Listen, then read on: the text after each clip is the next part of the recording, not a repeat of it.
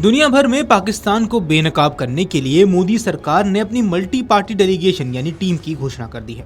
ये टीम दुनिया के अलग अलग हिस्सों में जाएगी और ऑपरेशन सिंदूर की जरूरतों को बताएगी। साथ ही पहलगाम अटैक में पाकिस्तान के हाथ होने का सबूत भी देगी। केंद्र सरकार ने 7 डेलीगेशन की घोषणा की है। इसकी कमान अलग अलग 7 नेताओं को दी गई है। इस लिस्ट में कांग्रेस नेता शशि थरूर का नाम भी शामिल है। शशि थरूर अमेरिका वाले डेलीगेशंस को लीड करेंगे। हालांकि सरकार के इस लिस्ट में शशि थरूर का नाम देखकर कांग्रेस चौंक गई है। कांग्रेस का कहना है कि हमने जो 4 नाम दिए थे वो इनमें से नहीं है। सरकार के लिस्ट में शशि थरूर का नाम तो है मगर कांग्रेस की लिस्ट में नहीं। आइए इस वीडियो में आपको बताते हैं कि आखिर सरकार ने क्यों शशि थरूर को ही इस टीम में शामिल किया। आपको बताते हैं वो बयान जिस वजह से थरूर सरकार की नजर में आ गए। पहलगाम आतंकी हमले पर कांग्रेस सांसद शशि थरूर ने उस समय कहा था कि जाहिर है कोई पूरी तरह से पुख्ता खुफिया जानकारी नहीं थी, कुछ विफलताएं थी, लेकिन हमारे पास इजराइल का उदाहरण है जो सभी के अनुसार दुनिया की सबसे अच्छी खुफिया सेवाएं हैं, जिन्हें सिर्फ 2 साल पहले 7 अक्टूबर को आश्चर्य हुआ था। मुझे लगता है जिस तरह इजराइल युद्ध के अंत तक जवाबदेही की मांग करने का इंतजार कर रहा है, उसी तरह मुझे लगता है कि हमें भी मौजूदा संकट को देखना चाहिए और फिर सरकार से जवाबदेही की मांग करनी चाहिए। किसी भी देश के पास कभी भी 100% पुख्ता खुफिया जानकारी नहीं हो सकती। हम कभी भी उन विभिन्न आतंकी हमलों के बारे में नहीं जान पाएंगे जिन्हें सफलतापूर्वक विफल कर दिया गया था। हमें केवल उन हमलों के बारे में पता चलता है जिन्हें हम विफल करने में असफल हो जाते हैं। ये किसी भी देश के लिए सामान्य बात है। मैं सहमत हूं कि विफलताएं थी, लेकिन अभी हमारा मुख्य ध्यान उन पर नहीं होना चाहिए। वहीं इसके बाद ऑपरेशन सिंदूर पर भी शशि थरूर का बयान सामने आया था। उन्होंने कहा था, इस समय संघर्ष के समय मैंने एक भारतीय के रूप में बात की है। मैंने कभी किसी और के लिए बोलने का दिखावा नहीं किया। मैं किसी पार्टी का प्रवक्ता नहीं हूं, मैं सरकार का प्रवक्ता नहीं हूं। मैंने जो कुछ भी कहा उसके लिए मैं व्यक्तिगत रूप से मुझ पर दोष मढ़ सकते हैं।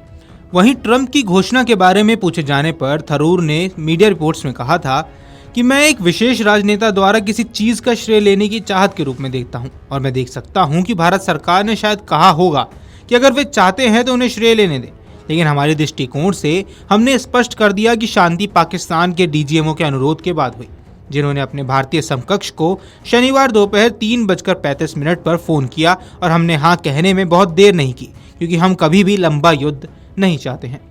वहीं ऑपरेशन सिंदूर के बारे में बात करते हुए तिरुवनंतपुरम से सांसद ने कहा था कि हमने 7 मई को ये स्पष्ट कर दिया था कि हमने पहलगाम में आतंकी ठिकानों पर हमला कर बदला लिया था और हम नहीं चाहते थे कि लंबे समय तक चलने वाले संघर्ष की शुरुआत हो।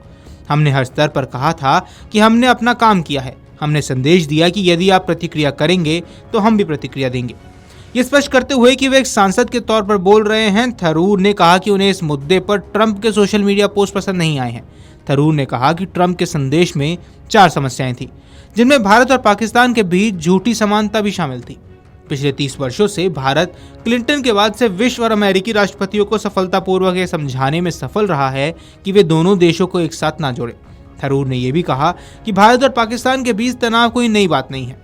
अगर हम पिछले दशक के घटनाक्रमों पर नजर डालें तो मुझे लगता है कि आखिरी तिनका पठानकोट हमला था, जब प्रधानमंत्री ने बहुत ही विनम्रता से पाकिस्तानियों को हमले की जांच में भाग लेने के लिए आमंत्रित किया था और उन्होंने अपने खुफिया लोगों को एक भारतीय एयरबेस पर भेजा। ऐसा कुछ जो पहले कभी नहीं हुआ था। वे वापस गए और कहा कि भारतीयों ने खुद ही ऐसा किया। मुझे लगता है कि यह आखिरी तिनका था।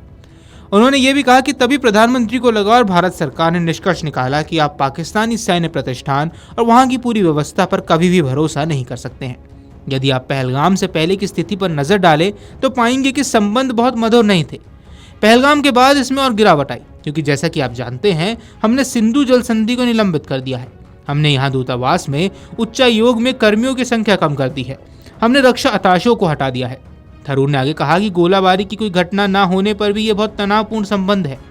थरूर ने कहा 3-4 दिनों तक हम एक दूसरे पर गोलियां चलाते रहे, जो बहुत गंभीर मामला था, जिसे अब रोक दिया गया है। मुझे उम्मीद है कि यह इसी तरह रहेगा, लेकिन फिर भी इस मामले में शांति सिर्फ युद्ध की अनुपस्थिति है। वहीं सर्वदलीय प्रतिनिधि मंडल की टीम का नेतृत्व करने की जिम्मेदारी पर कांग्रेस नेता और लोकसभा सांसद शशि थरूर ने खुशी जताई।